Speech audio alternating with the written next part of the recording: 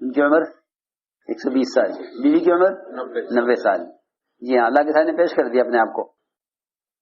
اس پیش کرنے کا مطلب یہ نہیں تھا کہ اب یہ کام ہو نہیں سکتا، لیکن پیش کرنے کا مطلب یہ تھا کہ تو اس کا محتاج نہیں ہے. اس کا محتاج نہیں ہے. میں تجھ سے مانگ کر کبھی نامراد نہیں ہوا، تجھ سے مانگ کر کبھی نامراد نہیں ہوا. مجھے یقین ہے کہ تو مجھے بڑھاپے میں اولاد دے گا. یہ تعلیم دی ہے کہ کبھی بھی دعا جو ہے وہ اسباب کی بنیاد پر، اسباب کی امید پر دعا مت مانگنا، کیونکہ اسباب کی امید اور دعا کی قوت جمع نہیں ہو سکتی. اسباب سے امید ہو اور دعا میں قوت ہو، یہ نہیں ہو سکتا. یہ اسباب کی امید دعا کی قوت کو ختم کر دیتی ہے. اسباب کی امید دعا کی قوت کو ختم کر دیتی ہے. اسباب سے امید ہے پھر دعا مانگ رہا ہے، تو یہ دعا کی قوت کو، اسباب کی امید دعا کی قوت کو سلب کر لیتی ہے. کیوں؟ کہ اس کی وجہ یہ ہے کہ اسباب کی سے امید رکھ کر دعا کرنے والے وہ اللہ کی قدرت کے مقابلے میں اسباب کو لایا ہے کہ اللہ یہ دکان ہے، نفع تو دے گا. یہ سب کو لایا ہے قدرت کے مقابلے میں. اے اللہ دوا تو میں کھا رہا ہوں، شفا تو دے گا، کہ یہ دوا کو لایا ہے قدرت کے مقابلے میں. جی ہمیں کیسے سمجھاؤں؟ لوگ اپنے اسباب کو قدرت کے سامنے پیش کرتے ہیں، تو دعا کی قبولیت تو یہیں سے ختم ہو جاتی ہے کہ تم ہم سے مانگ رہے ہو اسباب کی بنیاد پر، اسباب کی امید پر. علیہ السلام نے اولاد مانگی ہے، اب اسباب بالکل ختم ہو گئے. جی ہاں، کہ میری ہڈیاں کمزور ہو چکی ہیں اور بال سفید ہو چکے ہیں. جی ہاں، میری بیوی پوری طرح بانجھ ہو چکی ہے، 90 سال کی عمر ہے، لیکن میں تجھ سے مانگ کر کبھی نامراد نہیں ہوا.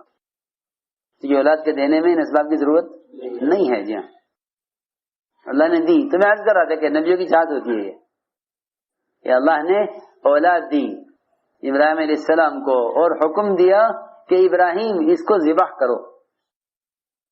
یہ سخت امتحان ہے، سخت امتحان. اس کو ذبح کرو. کیوں کہ نہیں؟ کیوں کا سوال نہیں ہے.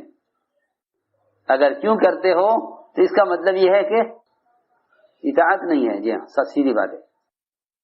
اطاعت میں سوال نہیں ہوتا، اطاعت میں سوال نہیں ہوتا کہ یہ حکم کیوں دیا. ابراہیم علیہ السلام نے بھی بچے سے رائے نہیں لی، بلکہ یہ کہا کہ تمہارا اللہ کی اطاعت میں کیا خیال ہے. جی ہاں، انظر ماذا ترى، تم خود فیصلہ کرو اپنے بارے میں. اس کا مطلب یہ ہے کہ تمہارا ذبح کیا جانا میری وجہ سے نہ ہو، بلکہ تمہارا ذبح ہونا اللہ کے لیے ہو.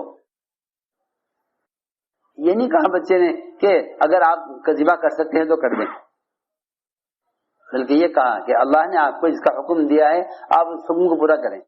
افعل ما تؤمر. یہ امتحان ہے، یہ امتحان ہے. یہ حکم آیا ہے جذبے کے خلاف، حکم آیا جذبے کے خلاف، حکم آیا جذبے کے خلاف. یہ بھی ایک چیز ہے. حکم لائیں گے جذبے کے خلاف، تمہارا جذبہ اچھا ہوگا، جذبہ اچھا ہوگا کہ اولاد ہونی چاہیے. حکم لائیں گے اس کو ذبح کرنے کا. جذبہ اچھا تھا صحابہ کا حدیبیہ میں عمرہ کرنے کا. ہم حکم لائے کہ نہیں عمرہ نہیں کرنا ہے، واپس جاؤ. اللہ کا حکم ہے. عمر رضی اللہ تعالیٰ عنہ ایک کے پاس جاتے، کہتے کہ کیوں ہم حق پر نہیں ہیں؟ اللہ کا وعدہ حق نہیں ہے؟ کیوں دب کر صلح کریں؟ کیوں نہ عمرہ کریں؟ عمرہ عبادت ہے. تو ابو بکر کے پاس جائیں، ابو بکر کیا خیال ہے؟ صحابہ سے پوچھیں کیا خیال ہے. اس لیے کہ صحابہ کرام میں اطاعت کی اجتماعی اطاعت اس طرح تھی کہ اگر ایک آدمی کی ایک رائے ہے اور اللہ کے رسول کا ایک حکم ہے تو سب یہ کہتے تھے اس رائے والے سے کہ نہیں، اللہ کے رسول کا حکم یہ ہے، تم یہی مانو. ہاں، یہ نہیں کہ تم اپنی رائے پر چلو، ہم بھی رائے پر چلیں، تم عمرہ کر لو ہم نہ کریں. یہ نہیں. 2 حصوں میں تقسیم ہو جاؤ، 2 حصوں میں تقسیم ہو جاؤ. جسے عمرہ کرنا ہے کر لیں، جسے نہیں کرنا ہے نہ کرے. یہ نہیں، یعنی اللہ کا امر یہ ہے چلو واپس. جی ہاں، صحابہ کرام فرماتے تھے کہ تم تو فتح کہتے ہو مکے کے پر حملہ کرنے کو، ہم فتح کہتے ہیں حدیبیہ کو. ہم فتح کہتے ہیں حدیبیہ کو، جی ہاں، کہ اطاعت میں فتح ہے، اطاعت میں فتح ہے. جذبے کا پورا کرنا اطاعت نہیں ہے، جذبے کو چھوڑنا اطاعت ہے. جذبے کو چھوڑنا اطاعت ہے. ہاں جذبہ یہ ہے کہ عمرہ کریں، حکم یہ ہے کہ چھوڑ دو، کہ ہم چھوڑ دیں گے، ہم چھوڑ دیں گے. جی ہاں، عمرہ چھوڑ دیا، دب کر صلح کر لی، عمرہ چھوڑ دیا. جی ہاں، یہ چھوڑ دیا، یہ دب کر صلح کی، عمرہ چھوڑ دیا. ہاں، اللہ تعالیٰ نے اس پر فتح دی. مثال دے رہا ہوں، موقع ہے اطاعت کے. ایک عورت وہ طواف کیا کرتی تھی بیت اللہ کا، اور اس کو جذام کی بیماری تھی. جذام کوڑ کا مرض، ہاتھوں میں پیروں میں زخم، زمین میں گھسٹ گھسٹ کر بیت اللہ کا طواف کرتی تھی. عمر رضی اللہ تعالی عنہ نے اس کو طواف کرنے سے روک دیا، طواف کرنے سے روک دیا. جی ہاں، میں اللہ کی بندی طواف چھوڑ دے، لوگوں کو اذیت نہ دے، تیری وجہ سے طواف کرنے والوں کو جو ہے تکلیف ہوتی ہے. تو اس نے طواف چھوڑ دیا، طواف کرنا چھوڑ دیا. حالانکہ طواف کا کتنا جذبہ ہوگا جو اس بیماری کے ساتھ طواف کرے. چنانچہ عورت نے طواف چھوڑ دیا، گھر بیٹھ گئی.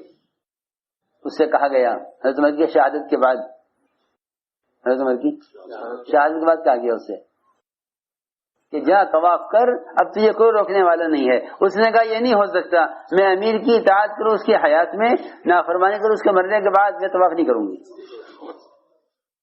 ہاں، طواف ایسی عبادت ہے جو وہاں کے علاوہ کہیں ہو نہیں سکتی، یہی نہیں ہو سکتا. امیر کی اطاعت کروں اس کی حیات میں، نافرمانی کروں اس کے مرنے کے بعد، میں طواف نہیں کروں گی. یہ مثالیں ہیں کہ اچھے جذبے کو قربان کرنا حکم پر، یہ اطاعت کا اعلیٰ درجہ ہے. شراب نہ پیو، زنا نہ کرو، جھوٹ نہ بولو، غیبت نہ کرو. ہاں، یہ سب حرام ہے، ان سے بچنا یہ اطاعت کا ادنیٰ درجہ ہے. جس کام کا کرنا اچھا ہے، جو کام اچھا ہے، اگر اس سے بھی روکنے کا حکم آ جائے تو بھی دیکھنا، اللہ تعالیٰ دیکھتے ہیں کہ جس کام کا کرنے کا جذبہ اچھا ہے، یہ اپنے اچھے جذبے کو قربان کرتے ہیں یا نہیں حکم پر. یہ تھی بات، یہ ہے بات کہ اچھے جذبے کو حکم پر قربان کرنا اطاعت کا اعلیٰ درجہ ہے، اطاعت کا اعلیٰ درجہ ہے. جی ہاں، اسے بھی آزمائیں گے کہ ان کے اندر اطاعت کتنی ہے، کہ اگر اب ان کو کسی اچھے کام سے روک دیں تو یہ باز آتے ہیں یا نہیں. تو میں نے عرض کیا یہ حکم آئے گا جذبے کے خلاف. جذبہ اچھا ہے مگر حکم آئے گا جذبے کے خلاف. دیکھیں کہ ہماری بات مانتے ہیں یا اپنے جذبے کو پورا کرتے ہیں. پھر ایک حکم آئے گا معمول کے خلاف، حکم آئے گا معمول کے خلاف. ایک معمول چل رہا کسی کام کا، معمول چلتے چلتے حکم آئے گا اچانک کہ اب یوں نہیں، اب یوں کرنا ہے. ہم دیکھنا چاہتے ہیں کہ کون نبی کی اطاعت کرتا ہے، کون اطاعت نہیں کرتا. سنو، حکم آئے گا معمول کے خلاف.